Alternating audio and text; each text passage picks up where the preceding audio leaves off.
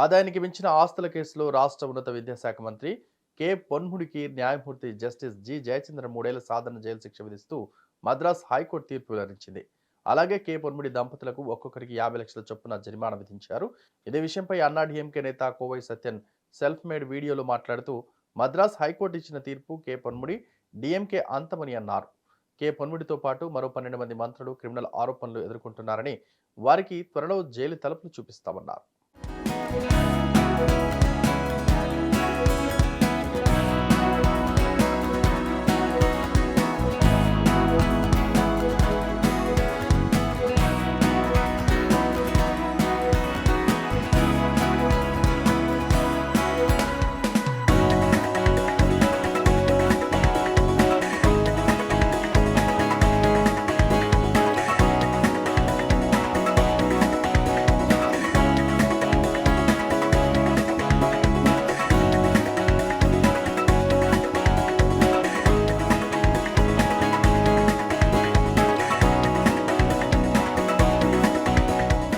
గత కొద్ది నెలలుగా ఒక్కొక్కరిగా డీఎంకే నేతలపై అవినీతి ఆరోపణలు వెల్లువెత్తాయి.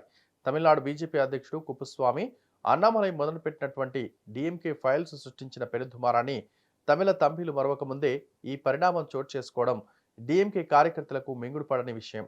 2024 సార్వత్రిక ఎన్నికలకు అతి కొద్ది సమయమే మిగిలి ఉండడంతో డీఎంకే నేతలు ఆందోళన చెందుతున్నారు. సీఎం స్టాలిన్ కొడుకు ఉదయనిధి స్టాలిన్ సనాతన ధర్మం గురించి చేసిన వ్యాఖ్యలు, మంత్రి కె పొన్ముడికి జైలు శిక్ష, అన్నామలై డీఎంకే ఫైల్స్ అన్నింటికీ ఎదుర్కొని డీఎంకే ఎన్నికలను ఎలా సమర్థవంతంగా ఎదుర్కొంటుందని వేచి చూడాలి. This is a big day. The judgment marks the end of Ponmudi, but not only Ponmudi, this marks the end of DMK. Along with Ponmudi, 12 more ministers are facing criminal charges, and they all soon will be shown the doors. And there's a big day in judiciary. People who have restored faith in judiciary, it has come through. This marks the end of DMK in Tamil Nadu politics. If probe had to be done right, not only the 13 ministers of DMK, even MK Stalin shall go behind bars.